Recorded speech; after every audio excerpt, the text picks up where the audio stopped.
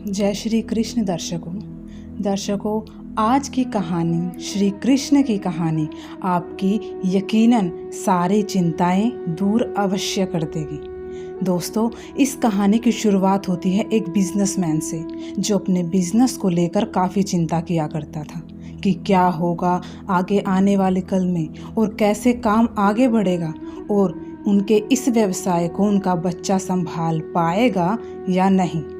उस बिजनेसमैन का एक लड़का भी था जो उनसे काफ़ी बार कहता रहता था कि पापा, आप मुझे हमारे इस बिज़नेस को संभालने का एक मौका दीजिए, क्योंकि अब मुझे भी बिज़नेस करना आ गया है। लेकिन वो व्यक्ति कभी भी अपने बेटे को मौका नहीं देता था।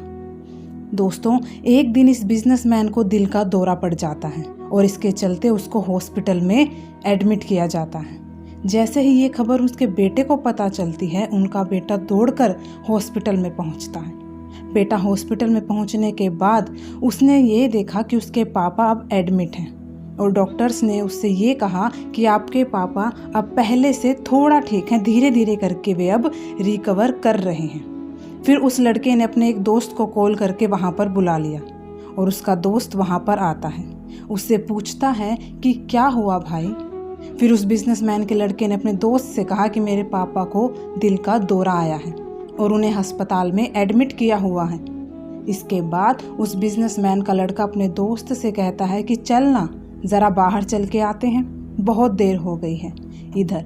और फिर वो दोनों अस्पताल से बाहर चले जाते हैं। जब दोनों अस्पताल से बाहर निकले तब उनको एक आइसक्रीम वाला दिखाई देता है। फिर उस बिजनेसमैन के लड़के ने अपने दोस्त से कहा कि भाई आ जाओ, आइसक्रीम खाते हैं। ये बात सुनकर उसका दोस्त थोड़ा चौंकता है और मन ही मन कहता है, अरे क्या पागलपन है, पापा अंदर भर्ती है और यहाँ पर आइसक्रीम खाने की सोच रहा है। फिर उन दोनों ने आइसक्रीम खरीद ली और वे दोनों आइसक्रीम खाने लगे।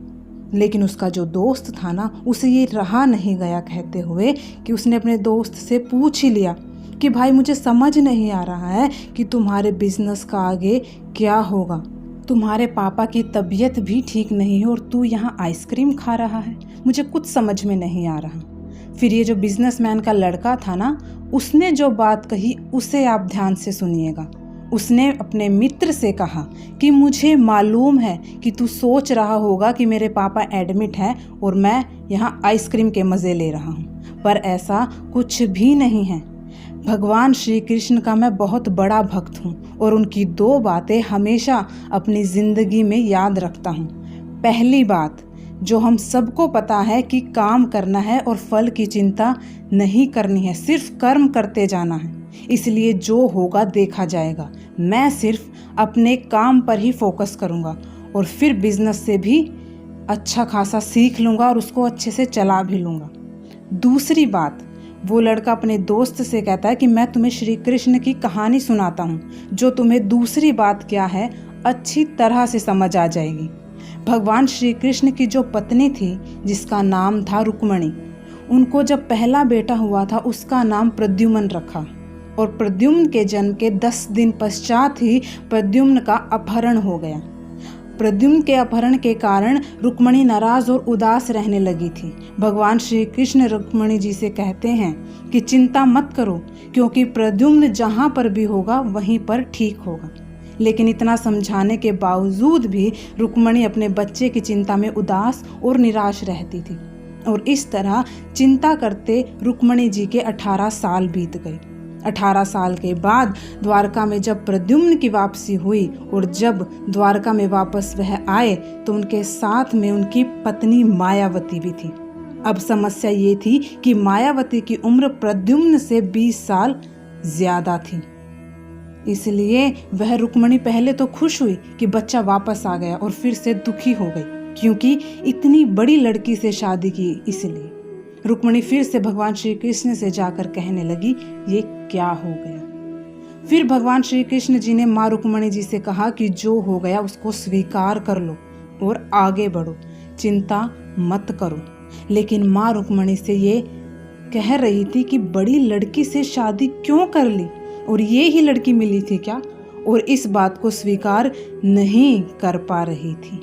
इसके कारण कई साल तक माँ रुक्मणी जी दुखी और निराश रही और उन सालों के बाद रुक्मणी जी ने स्वीकार कर लिया कि प्रद्युम्न ने जो यह शादी करी थी वो ठीक है और इसके लिए ज़्यादा चिंता करने की ज़रूरत नहीं है, और उस शादी को उन्होंने स्वीकार कर लिया। दर्शकों, एक तरीके से माँ रुक्मणी जी ने अपनी ज़िंदगी के इतने साल उदासी में बिता दिए।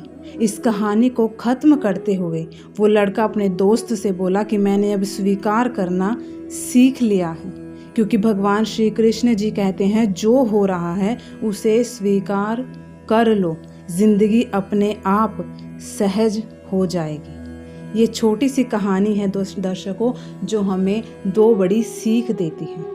आशा है आपको कहानी पसंद आई होगी और आप इससे ज़रूर कुछ ना कुछ सीख प्राप्त करेंगे। तो दर्शकों, इसी के लिए कोटि कोटि आप सभी का धन्यवाद।